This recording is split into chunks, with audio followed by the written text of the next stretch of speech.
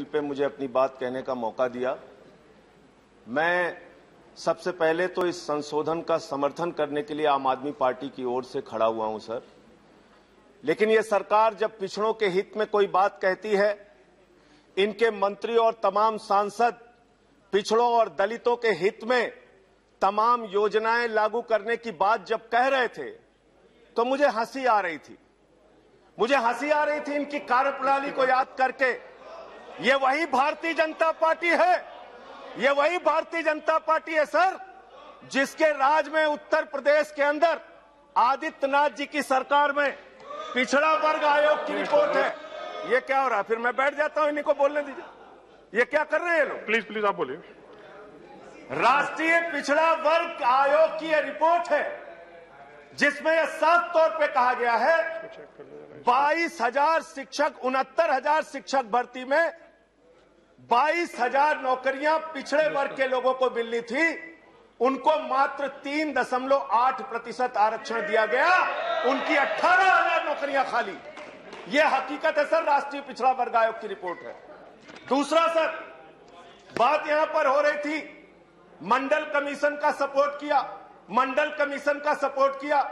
अरे सदन के अंदर तो कम से कम झूठ मत बोलो।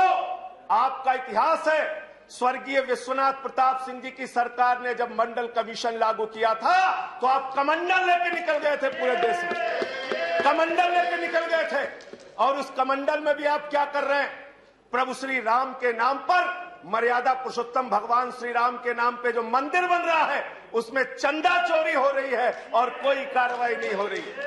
आज मान्यवर, जिस उत्तर प्रदेश का मैं रहने वाला हूं, वहां पर बहराइच के अंदर दलित का बच्चा घोड़ी पर चढ़ता है, उसको पीट के लहूलुहान कर दिया जाता है।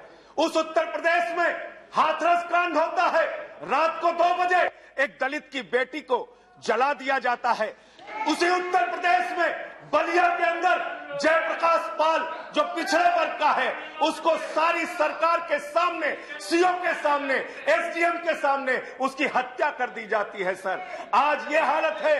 इनके राज्यों में क्या हो रहा है मैं दिखाना चाहता हूं। गुजरात के अंदर मूंछ रखने पे दलित की हत्या हो जाती है, मूंछ रखने पर दलित की हत्या हो जाती है। आपके जहां जहां आपकी सरकारें हैं, जहां जहां आपके राज्य में भारतीय जनता पार्टी की जहां सरकार है, वहां दलितों को, पिछड़ों को, शोषितों को दबाने का काम आपने किया है। और मैं आपके माध्यम से मांग करना चाहता हूं सर, इनसे मांग करना चाहता हूं कि अगर वास्तव में आप दलितों और पिछड़ों के लिए कुछ करना चाहते हैं तो ये 50% की जो आपने सीमा है, इस सीमा को बढ़ाने का भी आप बिल लेके संसद के अंदर आइए, वरना ये दिखावा मात्र होगा।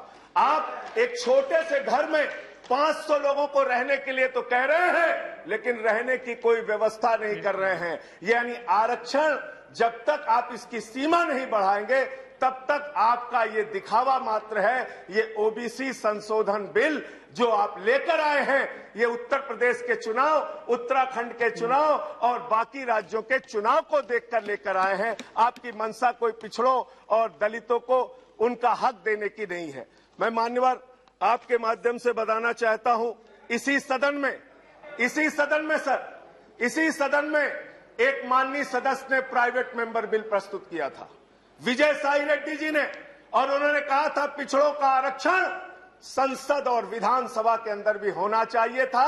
भारतीय जनता पार्टी ने खुलेआम उसका विरोध किया इसी सदन में। वो दर्ज है कार्रवाई विजय साई रेड्डी के प्राइवेट मेंबर बिल पे।